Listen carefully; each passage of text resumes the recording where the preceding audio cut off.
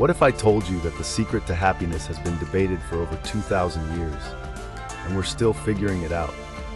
Buckle up, because we're about to embark on a journey through time and thought, exploring the philosophy of happiness from ancient Greece to modern laboratories. Let's kick things off with Aristotle, the OG happiness guru. Back in 350 BCE, he proposed that happiness, or eudaimonia, wasn't just about feeling good. It was about living virtuously and fulfilling your potential. Imagine happiness as a tree. For Aristotle, it wasn't just about having sweet fruit, but about growing strong roots and branches too. Fast forward to the 18th century, and we meet Jeremy Bentham, the father of utilitarianism. He argued that the best actions are those that bring the greatest happiness to the greatest number of people. It's like trying to make the world's biggest happiness pie and sharing it with everyone. But hold on, because in the 20th century, things got a bit more complicated.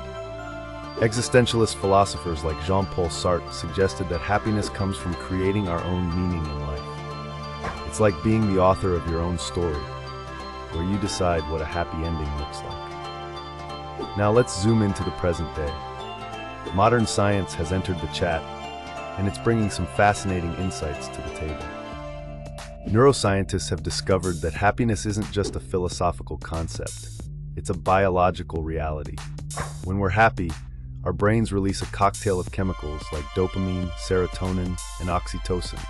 It's like a mini fireworks display in our heads. But here's where it gets really interesting. Scientists have found that our circumstances, things like wealth, beauty, or success, only account for about 10% of our overall happiness. Shocking, right? It turns out that 50% of our happiness is determined by our genes, and the remaining 40% is influenced by our thoughts, actions, and attitudes. This is where positive psychology comes in. Founded by Martin Seligman in the late 1990s, this field focuses on what makes life worth living. It's not just about fixing what's wrong, but enhancing what's right. Think of it as upgrading your mental software for optimal performance. So, what does all this mean for you and me? How can we apply these insights to cultivate a more fulfilling life? Let's break it down into some practical tips. First, practice gratitude. It's not just a feel-good exercise. Studies show that regularly expressing thankfulness can significantly boost your happiness levels. Try writing down 3 things you're grateful for each day. It's like giving your brain a daily dose of happiness vitamins. Second, nurture relationships. Both ancient philosophers and modern scientists agree that strong social connections are crucial for happiness. Make time for friends and family, and don't be afraid to reach out and make new connections. Think of it as investing in your happiness bank. Third, find your flow. This concept, introduced by psychologist Mihaly Csikszentmihalyi, refers to the state of being fully immersed in a challenging but enjoyable activity. Whether it's painting, playing music, or solving puzzles, engaging in flow activities can boost your happiness and life satisfaction. Fourth, practice mindfulness. This ancient technique, now backed by scientific research, can help reduce stress and increase well-being. It's like giving your mind a mini vacation every day. Fifth, set meaningful goals. Remember Aristotle's idea of fulfilling your potential?